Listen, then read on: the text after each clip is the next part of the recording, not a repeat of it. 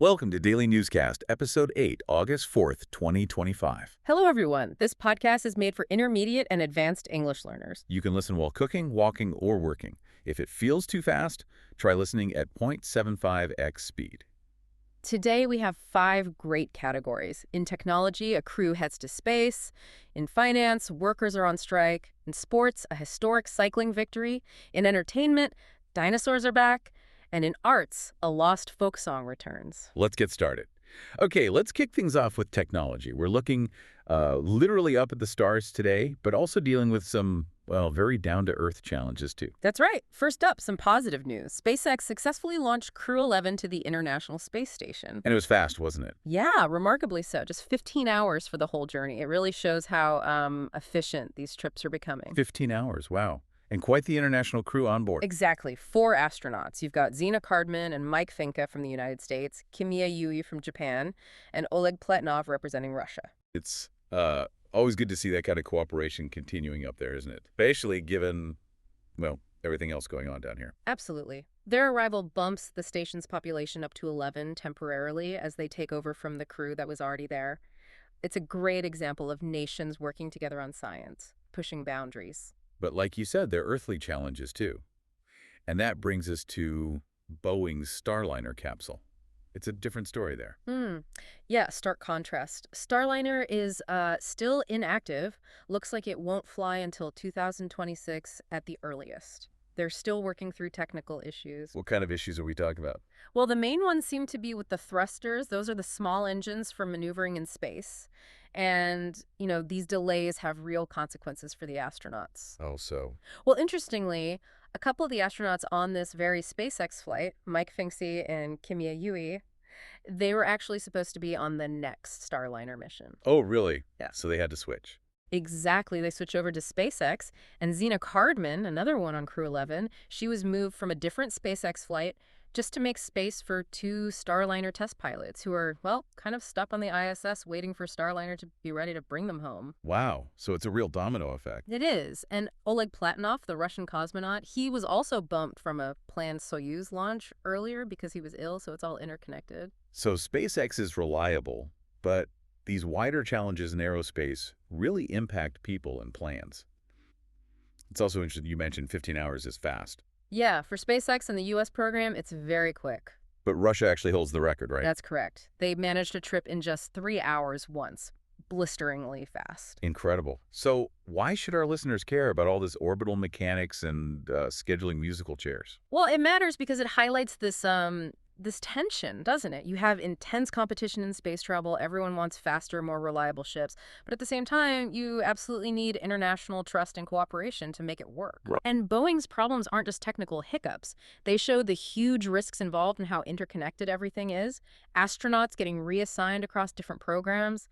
It's complex. It really drives home how technology, human skill, and global politics all mix together when you're pushing the boundaries like this.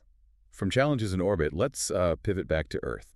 Because Boeing is facing difficulties on the ground, too, specifically with its workforce. Now, moving to finance. Yeah, a pretty significant labor dispute unfolding. We're talking about over 3,200 Boeing workers who walked off the job. Where is this happening? This is in St. Louis and St. Charles, Missouri, and also in Muscoda, Illinois. They're represented by the International Association of Machinists and Aerospace Workers, Local 837. And they went on strike. Why? They rejected a contract offer from Boeing. Actually, they rejected it overwhelmingly. The main sticking point seemed to be around wages and how long it takes to get to the top pay rate. Right, read something about that. They felt the pay wasn't keeping up. Exactly.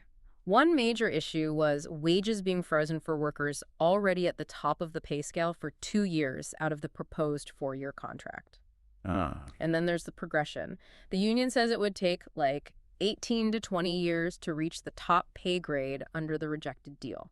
They feel it should be closer to 10 years or even less, like it used to be. That's a big difference. 18 years is a long time. Were there other issues? Yes. Pensions were another point. The proposed increase was split over years 2 and 3, but there was no general wage increase in those same years.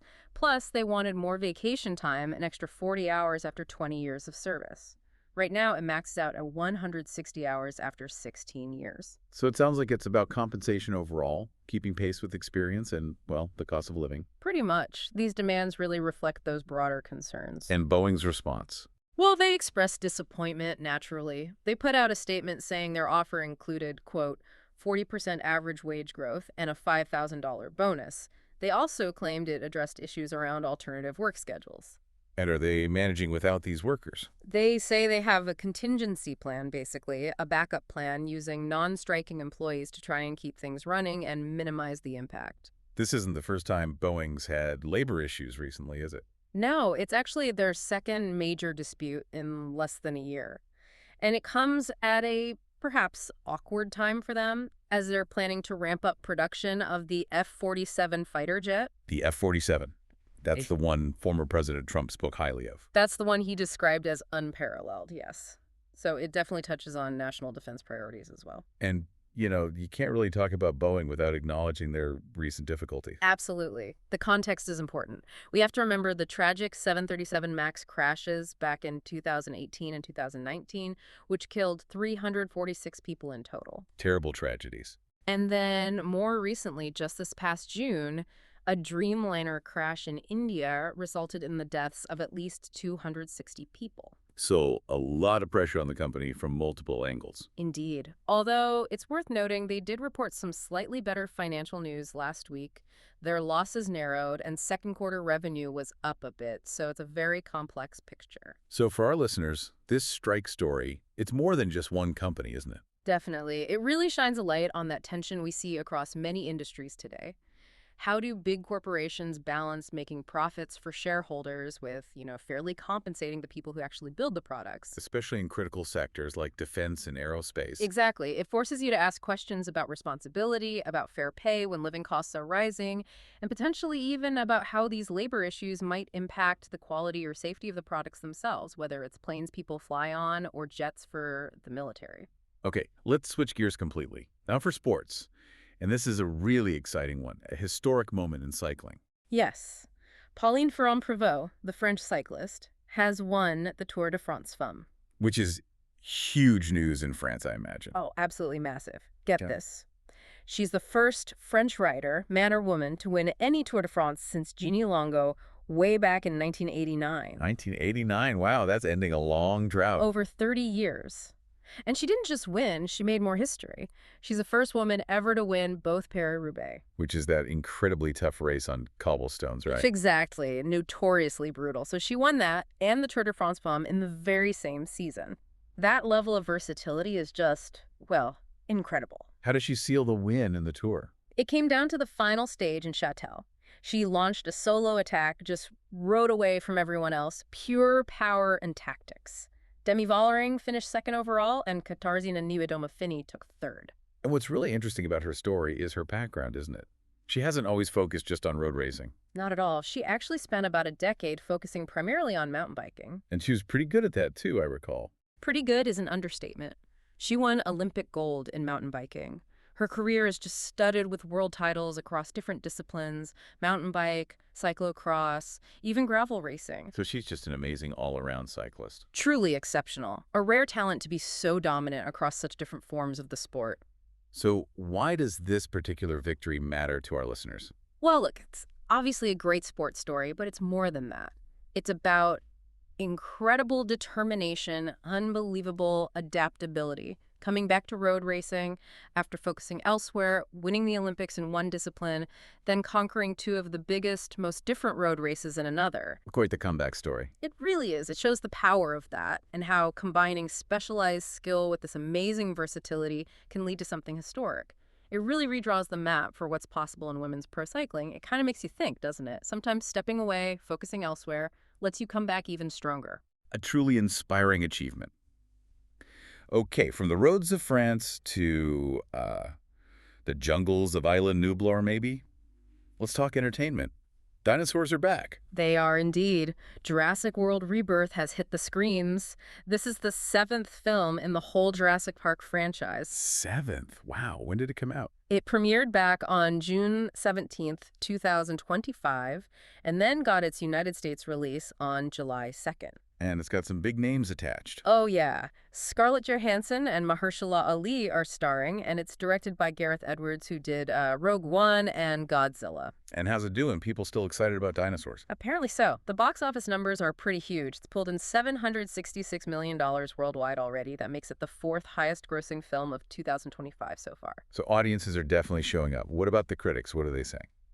It's been a bit mixed, to be honest, which, often happens with these long-running franchises. What are the positives? People seem to really like the visuals, the cinematography. That's the art of how the film is shot. Apparently, they used actual 35mm film, which gives it a look that kind of echoes the original movie, and lots of nods or homages to the first Jurassic Park, which fans appreciate. Okay, and the criticisms? The main ones are lack of originality, Yeah. Feeling like it follows a familiar summer blockbuster recipe. And quite a few people mentioned distracting product placement. The old product placement issue. Like what? Brands like Snickers and Heineken were apparently quite obviously featured, enough that it kind of took some people out of the movie experience. Right. So what's the story this time around? Where does it pick up? It's set 3 years after the last one, Jurassic World Dominion. The premise is basically that dinosaurs are now living mainly around the equator. That's supposedly the only climate left that works for them. Okay. And the plot involves a team going to an old research facility to get biomaterial samples from the 3 biggest creatures they can find, a Mosasaurus, a Totanosaurus, and a Quetzalcoatlus. Why do they need those samples? For a heart disease treatment, apparently. So a medical MacGuffin driving the plot this time. Interesting angle. Any new dinosaurs? It wouldn't be Jurassic World without new dinosaurs. Oh, definitely. They've introduced some, let's call them mutant dinosaurs. There's the Distortus rex, which is described as a deformed tyrannosaur with 6 limbs. 6 limbs. Okay, that's Yeah. different. And also flying mutodons, which are some kind of hybrid between a pterosaur and a velociraptor. The film explains these as failed early experiments by InGen, the original company, sort of showing their questionable ethics from the start. A 6-limb T-Rex and flying raptors. Sounds intense. What about the filmmaking tech? Anything noteworthy there? Well, besides the 35mm film, they apparently used advanced sound restoration tech for the musical score, weaving in some of the original iconic themes, which is a nice touch. Always good to hear those themes. And, as you'd expect, tons of computer-generated imagery. Over 1,500 visual effects shots from Industrial Light and Magic. Interestingly, they used fewer animatronics, those physical moving models, partly because they had a really short pre-production time. Less time to build the physical stuff, maybe? Seems likely they had to rely more heavily on the digital effects. So, for the listener, beyond just, good dinosaur action, what's the takeaway? Well, like the earlier films, it touches on some big themes, right? The ethics of messing with genetics, our impact on the environment, corporate greed and responsibility. And it's also a showcase for how movie technology keeps evolving. From the way it's shot to the effects. Exactly. How studios create these huge visual spectacles, even when facing tight deadlines. It does make you wonder, though, how much further they can push the genetic tampering before it stops feeling like Jurassic Park and more like, well, something else entirely. Good point. Okay, from the high-tech world of blockbuster movies, let's take a step back in time. Finally, arts. And this is something really special a voice from the past brought back to life. Yes, this is fascinating. A new release titled Woody at Home, Volumes 1 and 2, has just come out from Seamus Records. Woody Guthrie, the folk legend. The one and only. And this isn't just a reissue, it's a major compilation, 22 recordings that have never been released before. Wow, where did they come from? They were recorded by Guthrie himself right in his apartment in Brooklyn back in 1951 and 1952. It's incredibly intimate stuff, like listening in on him just playing and singing at home. That sounds amazing. Is there anything particularly significant on there? There is. The collection includes the only known recording of Guthrie singing his incredibly powerful song, Deportee. It's sometimes called Plane Wreck at Los Gatos. The Deportee. Eh? I know the song. Many people have covered it, but I didn't know his own recording was lost or unreleased. What's the story behind that song again? It's quite moving. It really is. Guthrie wrote it back in 1948. It was his response to a plane crash in Los Gatos Canyon in California. The crash killed 32 people. And many of them were migrant workers. Right. That's the core of it. 28 of those killed were Mexican migrant farm workers being flown back to Mexico. What deeply angered Guthrie and what the song rails against was how the news reports at the time didn't even name the Mexican victims. They just call them. Deportees. Just that one collective dehumanizing label. Guthrie felt it stripped them of their dignity, their individuality. The song gives them back their names, their humanity. Such a powerful act of protest through music. And these are just home recordings. How did they restore them? It's pretty incredible the technology they used. They took these old tapes, recorded simply in an apartment, probably with lots of background noise. Yeah, you could imagine. And used really advanced software alongside some carefully chosen antique tape machines to essentially separate the voice from the guitar track. It's called demixing. So they could clean up each part individually. Exactly. Clean them up, balance them, but do it in a way that still keeps that raw, authentic, homemade, analog spirit, as the producers put it. They didn't want to make it sound too polished or modern. That's fantastic, preserving the history but making it listenable. And the social importance here is just immense. Hearing these songs, especially Deportee, directly from Guthrie in this setting, it gives you such insight into the struggles of that time. And sadly, many of those themes still feel relevant today. Overwhelmingly pertinent, yes. Injustice, labor rights, the treatment of migrants, these issues haven't gone away. And remember, Guthrie himself was suffering from Huntington's disease during this period. He never got the chance to properly record or release many of these himself. Which makes this release even more poignant. Absolutely. So for our listeners, what does this story tell us? I think it shows us a couple of powerful things. One, how technology can be this amazing tool for historical rediscovery, letting us connect directly with the past in a really visceral way. Hearing his actual voice in his home. Precisely. And two, it's a potent reminder of music's enduring power, how a song written over 70 years ago about a specific tragedy can still speak so clearly to issues we're grappling with right now.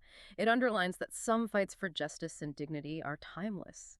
It's quite haunting, really, how relevant a song from 1948 can still feel. Well, that really was quite a journey today, wasn't it? From the challenges of getting to orbit right down to the intimate sound of a folk singer's home recording. It really was. It's amazing to see how innovation keeps pushing boundaries, whether it's in space or restoring old tapes, but also how those very human struggles for fair treatment, for recognition, just persist, and how art, whether it's a blockbuster film or a folk song, keeps reflecting all of it. Indeed. Every single story we touched on, SpaceX's reliability versus Boeing's hurdles, the fight for fair wages, that incredible cycling victory, dinosaurs on screen again, or rediscovering Guthrie's voice, each one speaks volumes about, well, human dynamism. Our drive, our creativity, our conflicts. So maybe something for you, our listeners, to think about as you go about your day. How do these technological leaps we see in spaceflight, in filmmaking, in audio restoration, how do they also manage to shine a brighter light on, or maybe even amplify, the very human challenges and triumphs we face? Yeah. What connections did you notice? What stands out to you in the way these stories from totally different fields seem to echo similar themes of ambition, struggle, and the search for fairness or truth? We hope this daily newscast has given you plenty to think about and helped you feel truly well informed. Don't forget to like and subscribe. We publish a new episode every day. See you tomorrow for another daily newscast.